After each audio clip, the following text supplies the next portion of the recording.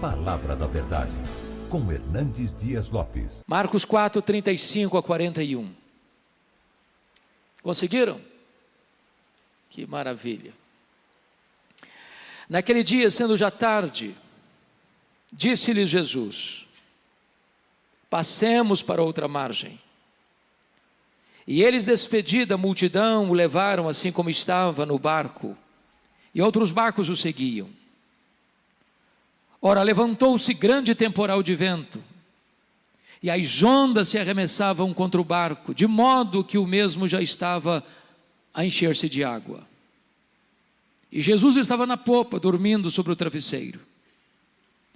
Eles o despertaram e lhe disseram: Mestre, não te importa que pereçamos? E ele, despertando, repreendeu o vento e disse ao mar: acalma-te, emudece. O vento se aquietou e fez-se grande bonança. Então lhes disse: por que sois assim tímidos? Como é que não tendes fé? E eles, possuídos de grande temor, diziam uns aos outros: quem é este, que até o vento e o mar lhe obedecem? Eu gostaria de pensar com vocês hoje sobre o tema: não desanime, Jesus está no controle. E eu inicio dizendo que as tempestades ainda existem. E primeiramente, as tempestades são inevitáveis. Ninguém navega pelos mares revoltos da existência sem enfrentar tempestades. Elas chegam para todos, ricos e pobres, homens e mulheres, doutores e analfabetos, crentes e descrentes. Ninguém passa ileso na vida sem enfrentar tempestades. Talvez você que está aqui hoje esteja enfrentando alguma tempestade terrível, que joga o barco da sua vida de um lado para o outro, ao sabor do vendaval. Talvez essa pandemia que já está indo embora, louvado seja Deus, retratou essa realidade. Morreram jovens e velhos, ricos e pobres, médicos e pacientes, empresários e empregados, pastores e ateus, porque a tempestade atinge a todos, indistintamente. Mas em segundo lugar, as tempestades da vida não são apenas inevitáveis, elas são também imprevisíveis. Elas chegam de súbito, sem mandar aviso prévio. E às vezes colocam a sua vida de ponta cabeça. É um acidente grave. É um divórcio doloroso. É um luto traumático. É um rompimento de um namoro, de um noivado, deixando sequelas e cicatrizes. É uma perda financeira radical. É uma situação que você nunca imaginou passar na vida, mas está passando. Sabe por quê? Porque as tempestades são imprevisíveis. Elas chegam sem você jamais ter imaginado passar por elas.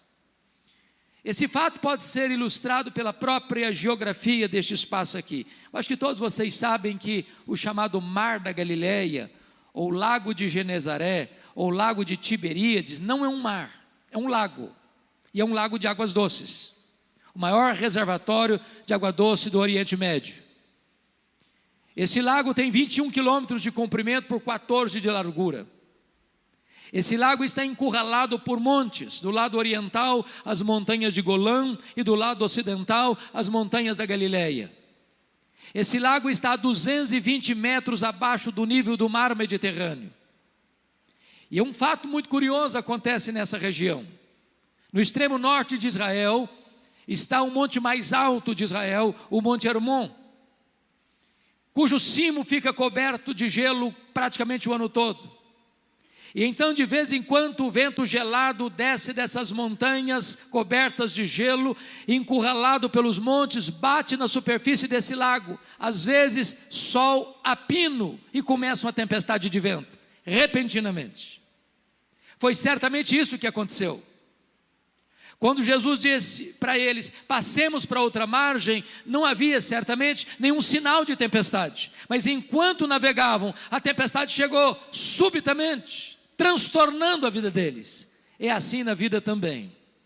Você não planeja, você não espera, mas a tempestade chega. Mas em terceiro lugar, as tempestades são também inadministráveis. Aqueles discípulos, boa parte deles, nasceram ao redor daquele lago, trabalhavam naquele lago, conheciam cada palmo daquele lago, já tinham passado por outras tempestades naquele lago e superado as tempestades, mas agora eles não conseguem controlar o barco, eles estão à deriva, eles estão rodopiando no meio do mar, indo para eles ao naufrágio inevitável. É assim na vida também, meus irmãos. Coisas domésticas, coisas familiares, de repente ficam estranhas. Relacionamentos tão harmoniosos, de repente ficam tempestuosos. Aquele filho, aquela filha tão obediente, de repente se torna rebelde. Aquele marido tão amável, de repente se torna tão duro no trato. Aquela esposa tão carinhosa, de repente se transforma numa mulher indiferente e ácida. As circunstâncias da vida que pareciam tão favoráveis e você estava ainda de vento em popa, de repente o vento contrário começa a lançar-se sobre você e a sua vida começa a sofrer riscos e perigos. E você não consegue administrar. E as rédeas saem das suas mãos e o leme não obedece mais o seu comando. Mas em quarto lugar, bendito seja Deus, as tempestades são também pedagógicas. Entendamos isso, irmãos. Nós cremos numa doutrina gloriosa que nós chamamos de soberania de Deus. Nós não cremos em acaso, nós não cremos em sorte, nós não cremos em azar, nós não cremos em determinismo cego, nós não cremos em olho gordo, nós não cremos em misticismo. Nós cremos que a mão de Deus dirige o nosso destino. Nós cremos que Deus está no trono, que Ele tem as rédeas da história em suas mãos, e que nenhuma folha cai de uma árvore no outono sem que Deus saiba, sem que Deus permita. As tempestades que vêm sobre a sua vida não vêm para destruir você, vêm para fortalecer e tonificar as musculaturas da sua alma. As tempestades não vêm para nos destruir, vêm para nos fortalecer, não vêm para nos reprovar, vêm para nos aprovar na presença de Deus. Então, dito isso, à guisa de introdução, com a Bíblia aberta comigo no texto, eu gostaria que você considerasse essa passagem comigo. O contexto aqui é que Jesus passara todo aquele dia ensinando as parábolas do reino. E se você já deu aulas, ou pregou, ou deu palestra um dia inteiro, no final do dia você está exausto. E então diz a Bíblia que depois de dar estas palestras sobre o reino de Deus, ensinar essas parábolas, Jesus diz para os seus discípulos: passemos para outra margem. E diz a Bíblia que Jesus entrou no barco, pegou um travesseiro, foi lá para trás do barco na popa, deitou e dormiu, porque ele era homem, perfeitamente homem, e estava cansado. E nesse momento então os discípulos começam a navegar, quando a tempestade súbita chega, e eles tentam administrar o problema, e não conseguem. E de repente, quando o barco estava à deriva e prestes a naufragar, eles recorrem a Jesus com a pergunta em tom de censura: mestre, não te importa que pereçamos? E diz a Escritura que Jesus levanta, acalma o mar, aquieta o vento e pergunta para eles: por que sois assim tímidos? Como é que não tendes fé? E eles olham uns para os outros espantados e tomados de santa reverência e perguntam: mas quem é este que até o vento e o mar lhe obedecem? Se vocês perceberam comigo, essa passagem está regida por 3 perguntas. No verso 38, a pergunta é dos discípulos a Jesus: Mestre, não te importa que pereçamos? No verso 40, a pergunta é de Jesus para os discípulos: por que sois assim tímidos? Como é que não tendes fé? A terceira pergunta está no verso 41, é entre os discípulos: quem é este que até o vento e o mar lhe obedecem? Se o texto está regido por essas 3 perguntas, é sobre elas que vamos conversar com vocês nesta noite. Vejamos a primeira pergunta: Mestre, não te importa que pereçamos? Eu quero dizer que essa é a sua pergunta, essa é a minha pergunta, essa é a nossa pergunta na hora da dor, na hora da angústia, na hora do desespero, na hora que a morte nos mostra a sua carranca, na hora que as circunstâncias saem das nossas mãos, na hora que o medo tenta nos encurralar, na hora que as forças do nosso braço já não existem mais, na hora que o barco da nossa vida não obedece mais o nosso comando, todos nós ficamos aflitos. E nessa hora você pensa: meu Deus, por que o Senhor não me socorre? Por que essa tempestade veio? Por que comigo? Por que agora? Por que desse jeito? E quando eles recorrem a Jesus, eles recorrem não só com a pergunta, mas com a censura. Eles estão dizendo o seguinte: não vais fazer nada? Não estás vendo o nosso perigo? Não estás percebendo a nossa angústia? Não estás notando que esse mar está nos engolindo vivos? Vais continuar dormindo? Essa é a pergunta que nós fazemos. Mas por que eles estão fazendo essa pergunta? O que não está bem resolvido na cabeça deles? Primeiro, não está bem resolvido na cabeça deles o fato de Jesus ter dado uma ordem para eles: passemos para outra margem. E na medida em que eles obedecem a Jesus, eles enfrentam a tempestade.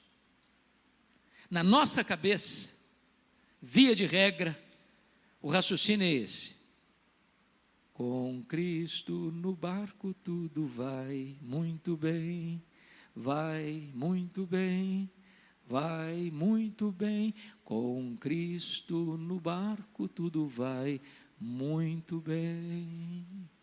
E aí você pensa assim: se Jesus está conosco, não tem tempestade, não tem crise, não tem problema, não tem luta, não tem dor, não tem surpresa. Quando você obedece a Jesus, o que você espera? Vai dar tudo certo. Mas de repente você entra no barco em obediência a Jesus e a tempestade pega você, e a crise chega, e a doença chega, e o problema financeiro chega, e o problema no casamento chega, e o problema na família chega, e a dor chega, e vocês: meu Deus, não estou entendendo. É fácil você entender a tempestade que foi atrás do profeta Jonas. Ele estava numa rota de fuga, ele estava numa rota de desobediência, e Deus mandou a tempestade atrás dele para trazê-lo de volta para o caminho da obediência. Notinha de rodapé: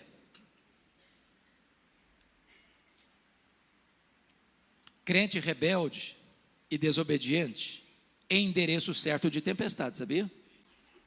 Deus vai mandar a tempestade atrás de você, não para destruir você, para trazer você de volta. Agora, o que você e eu não entendemos é como nós estamos fazendo a vontade de Deus e a tempestade nos apanha. Não estava bem resolvido isso na cabeça deles. Segunda coisa que não estava bem resolvido na cabeça deles: como conciliar a urgência da necessidade deles com a demora de Jesus em atendê-los. Eu pergunto a vocês: o que Jesus estava fazendo naquele barco? Dormindo. Quem está dormindo não está agindo. E sabe, irmãos, pior do que a tempestade para nós é a demora do socorro. Tem hora que a demora de Deus grita mais alto nos ouvidos da nossa alma que o barulho mais ruidoso das circunstâncias mais adversas. Talvez foi a dor de Marta, quando manda um recado para Jesus: está enfermo aquele a quem amas. E eu fico imaginando que, já que tinha muita gente na casa da Marta e da Maria, as perguntas eram essas: será que ele vem mesmo? E Marta respondia: claro, ele nunca nos deixou na mão. E o Lázaro piorando. E Marta talvez olhando na estrada se Jesus apontava. E alguém chegava e dizia: ô Marta, eu acho que Jesus não vem. Vem, ele não deixa na mão não. Ele vem, ele é amigo da gente. Ele não vai nos deixar de socorrer não, ele vai chegar. E o Lázaro piorando. E daqui a pouquinho alguém chega e diz: ô Marta, seu irmão acabou de morrer. E o seu Jesus não chegou. Os judeus que estavam na casa da Marta disseram assim: por que ele não curou o Lázaro? Ou por que não evitou que Lázaro morresse? Ele não fez curas à distância, por que não curou o Lázaro? Quantas vezes você já passou noites indormidas, madrugadas insones, com essa grande angústia: meu Deus, por que o Senhor deixou isso acontecer? Por que o Senhor permitiu isso? Por que o Senhor não veio? Por que o Senhor não socorreu? Por que o Senhor está demorando? Por que eu oro e a doença se agrava? Por que eu peço e o problema não se resolve? Por que eu insisto e choro e jejuo e clamo e a única voz que eu escuto é o barulho das ondas sovando o barco da minha vida? Na cabeça deles não está bem resolvido isso.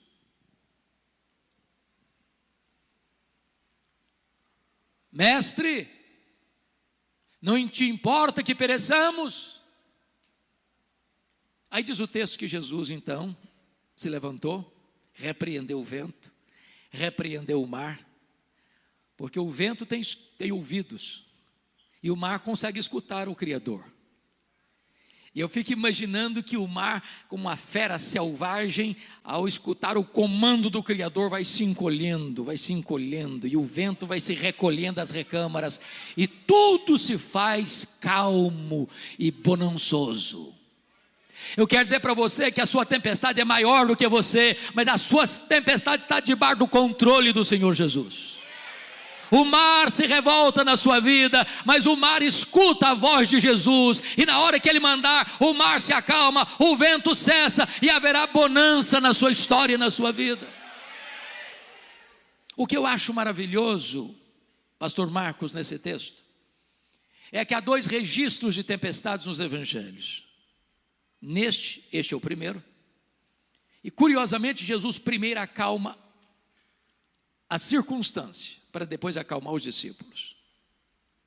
Lá na segunda tempestade, relatada em Mateus 14, 22 a 33, o mar também está revolto, mas Jesus não está com eles. E Jesus vem caminhando sobre o mar, e os discípulos ficam apavorados, pensando que é um fantasma. E antes de Jesus acalmar a tempestade, Jesus acalma os discípulos, dizendo assim: tende bom ânimo, sou eu, não tenham medo. Por que Jesus mudou de metodologia na segunda tempestade? Porque tem hora que Jesus sabe que a tempestade da sua vida não está dentro de você, está fora de você. Tem hora que Jesus sabe que a tempestade não está fora de você, está dentro de você. Tem hora que Jesus não tem que acalmar a circunstância, tem que acalmar o seu coração. Eu quero dizer para você que Jesus está aqui nesta noite, e Ele conhece a tempestade de fora, e Ele conhece a tempestade de dentro, Ele conhece a circunstância, Ele conhece o seu coração, e hoje Ele está aqui para acalmar a tempestade que está dentro da sua alma, e acalmar as circunstâncias que estão assolando a sua vida. E depois que Jesus acalma o mar e o vento, agora vem a segunda pergunta do texto, e Jesus pergunta assim: por que vocês estão com medo? Por que vocês não têm fé? E eu fico perguntando a mim mesmo: meu Deus, se eu estivesse lá, eu estaria com medo? Um barco frágil, de noite, o mar moendo o barco rodopiando no meio do mar, se enchendo d'água, indo à beira do naufrágio, você estaria com medo? Eu só fiz, pastor Marcos, um cruzeiro com navio grande na vida. Fiz vários cruzeiros pequenos, mas navio grande só fiz um na vida. Saiu de Santos para as praias do interior do Rio de Janeiro. E eu prometi a mim mesmo nunca mais fazer outro cruzeiro na vida. Prometi, para mim mesmo. Ondas de 5 metros. Meus irmãos, não ficou ninguém sem nausear naquele navio. Nós íamos para jantar e cambaleando, segurando nas paredes, e voltava sem chegar no refeitório, vomitando pelo corredor. Uma coisa horrorosa. E quando saímos do rio, nessas circunstâncias, sabendo que tinha 8 horas pela frente, eu fiz uma oração: meu Deus, ou eu durmo ou eu morro. Agora pensa num barquinho pequeno. A morte mostrando a carranca. Você estaria com medo? E Jesus disse: por que vocês estão com medo? Como é que vocês não têm fé? A grande pergunta nesse texto é: por que eles deviam ter fé e não medo? Para ajudar vocês num recurso mnemônico da memória, dar-lhes-ei 4 motivos pelos quais eles não deviam ter medo e sim fé. Todos 4 começando com a letra P. Primeiro, por que eles deviam ter fé e não medo? Primeiro, por causa da promessa de Jesus. Olha o versículo 35.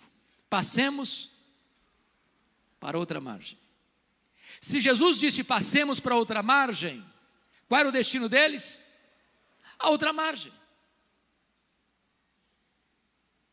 Então, vou lhes dizer uma frase, que se vocês guardarem a frase, me dou por contente nesta noite. Promessa de Jesus e realidade são a mesma coisa. Porque Ele vela pela sua palavra em a cumprir, e nenhuma de suas promessas cai por terra. Você não vive, como já ouvimos aqui hoje, por vista, você vive pela fé. E fé é você crer que o que Deus falou é verdade.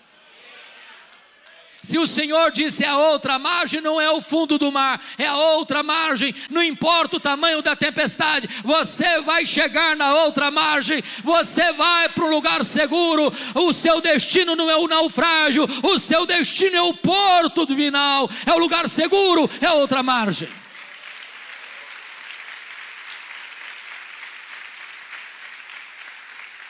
Por que eles deviam ter fé e não medo? Em segundo lugar, primeiro, por causa da promessa.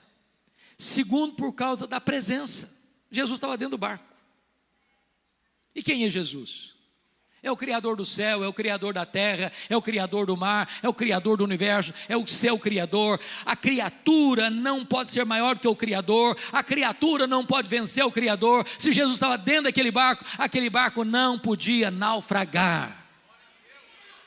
Meu amado irmão, nós não vamos deixar de ter medo. Não, eu não tenho medo porque eu sou um cara valente, eu não tenho medo porque eu sou um cara forte, eu não tenho medo porque eu sou um leão, eu não tenho medo porque qualquer coisa eu enfrento no peito, porque eu sou bom, porque eu sou isso. Não, você não precisa ter medo, não é porque você é forte não, você é fraco, eu sou fraco, mas o seu Deus é forte, o seu Deus é todo poderoso, o seu Deus é onipotente, o seu Deus está com você. Disse Davi: eu não temo a sombra da morte, porque tu estás comigo, a tua vara e o teu cajado me consolam. E Jesus prometeu: eis que eu estou convosco todos os dias, até a consumação dos séculos.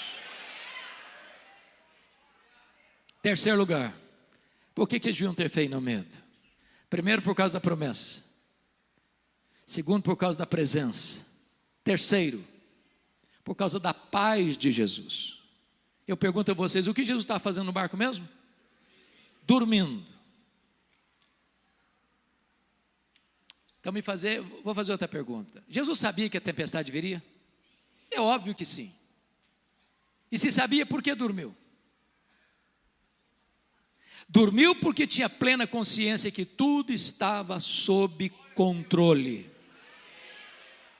Me permita dizer isso: paz não é ausência de tempestade. Paz é a certeza que, apesar da tempestade, Jesus está no controle. Você pode perder o controle, Ele jamais perde o controle. Você pode chegar a um momento na vida que você não sabe o que fazer, Ele sabe. Você pode chegar um momento na sua vida, meu Deus, parece que a circunstância vai prevalecer, parece que a situação é inadministrável, parece que tudo está indo de bancarrota em bancarrota, mas Jesus não perdeu o controle, Ele está em paz. Tem hora que meu coração fica assaltado de temor, e eu preciso dizer para o meu próprio coração, como o Salmo 116:7, volta minha alma ao teu sossego, porque o Senhor tem sido generoso para contigo. Descansa, ó minha alma, acalma, acalma. Você não está vendo saída, a saída está nas mãos de Jesus. Você não controla a situação, Jesus está com as rédeas na mão. Você não sabe o que você vai fazer, Jesus está conduzindo o seu barco para o porto seguro e divinal. Quarto lugar, por que eles deviam ter fé e não medo? Primeiro, por causa da promessa. Segundo, por causa da presença. Terceiro, por causa da paz. Quarto, por causa do poder de Jesus. Se vocês perceberam, toda essa passagem está ao redor de outros textos que retratam o poder de Jesus. Por exemplo, aqui Jesus tem poder sobre as leis da natureza. O mar escuta a sua voz, o vento obedece o seu comando. Quando ele fala, o universo inteiro escuta a sua voz. O sol para, as estrelas aparecem. Quando ele fala, o vento escuta a sua voz. Quando ele fala, uma mula profetiza. Quando ele fala, um verme obedece a sua voz e vai lá exercer o seu trabalho. Quando ele fala, os demônios batem em retirada. Quando ele fala, os anjos saem na velocidade de um vento para cumprir as suas ordens. Ele é o todo-poderoso Deus, e o universo inteiro se curva à sua soberania. Ele tem o controle, Ele está no comando, Ele é Deus. Mas em segundo lugar, se você perceber, quando termina esse texto, Jesus desembarca do outro lado, na região que nós conhecemos como Decápolis, as 10 cidades gentílicas, num despenhadeiro, de noite, dentro de um cemitério. E tudo que você não espera ver dentro de um cemitério de noite, a gente viva. E lá tem um homem furioso, nu, ferindo-se com pedras, violento, correndo entre os sepulcros, gritando desesperadamente, tomado de 6.000 demônios. Legião era a maior corporação romana do exército romano, 6.000 soldados, composto de flecheiros, de arqueiros, de lançadores, de cavalaria, de infantaria. Era uma máquina de guerra. Por onde passava uma legião romana, tudo era destruído. Dentro de um único homem havia 6.000 demônios. E Jesus vai lá de noite, dentro de um cemitério, para um homem que está enjeitado da família, um homem foragido da justiça, que não tem algema que consegue detê-lo. E Jesus o liberta, e Jesus o cura, e Jesus o transforma, e o Jesus envia de volta para a sua família como um missionário. Sabe por quê? Porque Jesus tem poder sobre as leis da natureza, e Jesus tem poder sobre os demônios. Quem manda no céu, quem manda na terra e quem manda no inferno é o Senhor Jesus. Quem tem as chaves da morte e do inferno é o Senhor Jesus. Ele é o todo-poderoso Deus, e diante dele se prostra todo joelho, nos céus, na terra e debaixo da terra, e toda língua confessa que Jesus Cristo é Senhor, para a glória de Deus Pai. Mas quando Jesus retorna para o outro lado, onde ele morava em Cafarnaum, diz a Bíblia que Jairo chefe da sinagoga, procura Jesus, desesperado, porque a sua filhinha única de 12 anos está muito doente. Ele diz: Senhor, vai na minha casa comigo, impõe as mãos sobre a minha filha para ela ser curada. E Jesus está indo com Jairo, quando uma mulher anônima, 12 anos sofrendo de uma hemorragia crônica, pensa consigo: se eu apenas tocar na orla das vestes de Jesus, eu ficarei livre do meu mal. Ela toca na orla das vestes de Jesus e a hemorragia é estancada na hora. Sabe por quê? Jesus tem poder sobre a natureza, Jesus tem poder sobre os demônios, Jesus tem poder sobre as enfermidades. A última palavra não é da ciência, a última palavra não é da medicina, a última palavra é de Jesus. Para Ele não tem doença incurável, para Ele não tem problema insolúvel, para Ele não tem vida irrecuperável, para Ele não tem casamento insolúvel, para Ele tudo é possível. Ele tem poder sobre as enfermidades, Ele é o médico dos médicos. Enquanto Jesus está cuidando dessa mulher, chega o emissário da casa de Jairo e diz para Jairo: ô Jairo, não incomodes mais o mestre, a tua filha acabou de morrer. O mundo desabou sobre a cabeça do Jairo. E Jesus diz para Jairo: não temas, Jairo, crê somente. E Jesus vai para a casa do Jairo. A menina está morta. Ele chega e põe a mão na menina e diz: Talita cumi, menina, está na hora de levantar. E a morte solta as garras da menina, e aquela que estava morta ressuscita, e ela é devolvida aos seus pais. Sabe por quê? Porque Jesus tem poder sobre a natureza, Jesus tem poder sobre os demônios, Jesus tem poder sobre as enfermidades, e Jesus tem poder sobre a morte. Ele entrou nas entranhas da morte, Ele arrancou o aguilhão da morte, Ele matou a morte e Ele ressuscitou gloriosamente, inaugurando a imortalidade. E todo aquele que vive e crê nele não morrerá eternamente, porque Ele é a ressurreição e a vida. Você não precisa ter medo, você precisa ter fé. Mas agora, amados, vamos à pergunta do verso 41.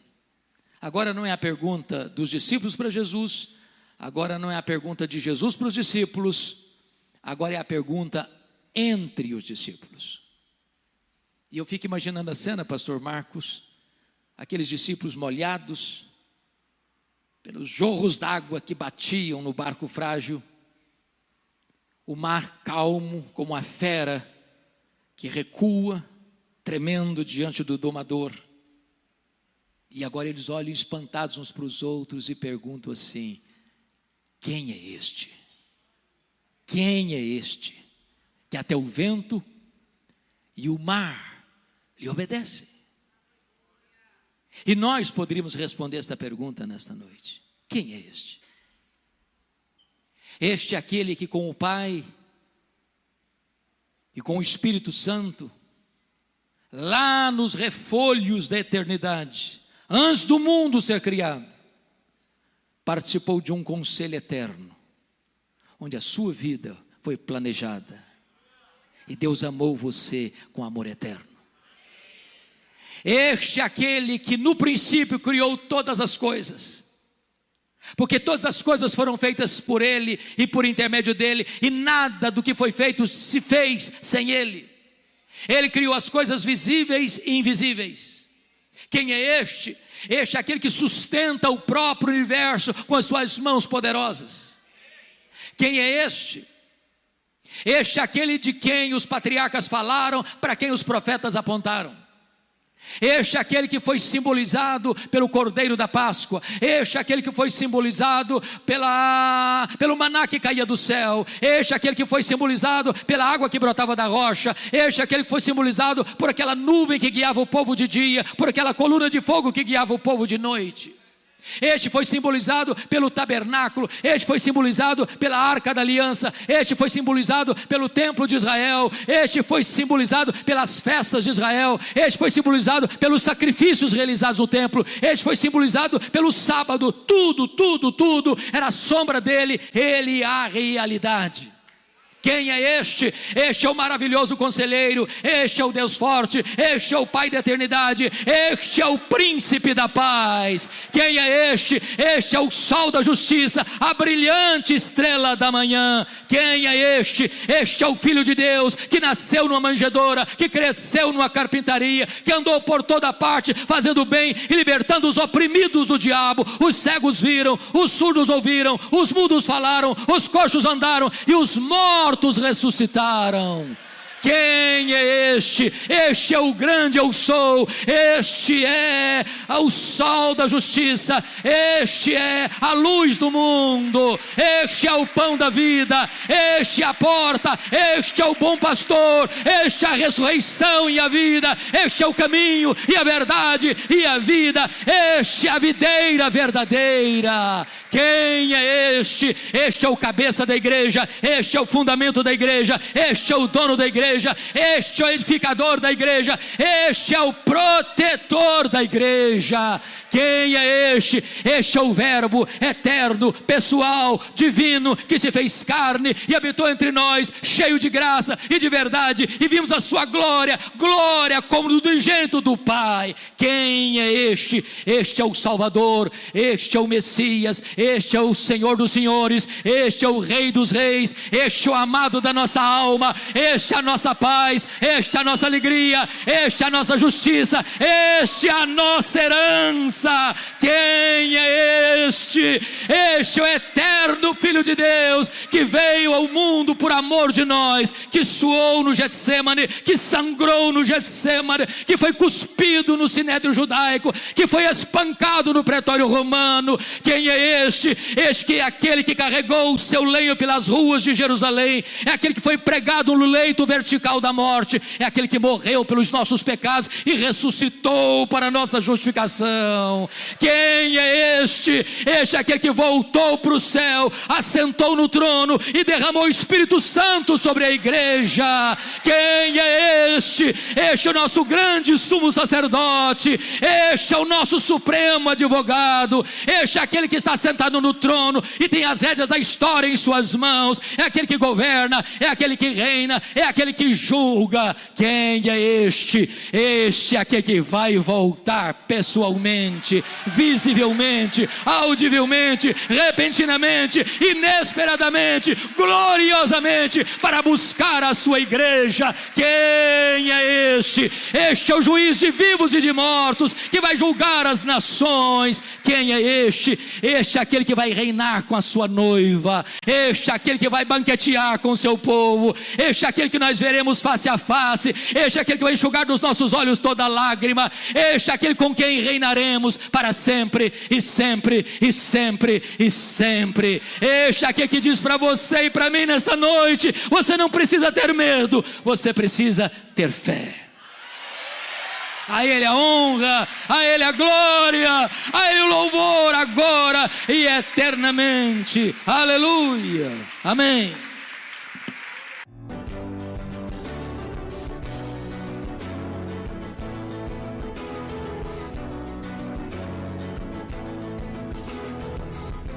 Palavra da Verdade, com Hernandes Dias Lopes.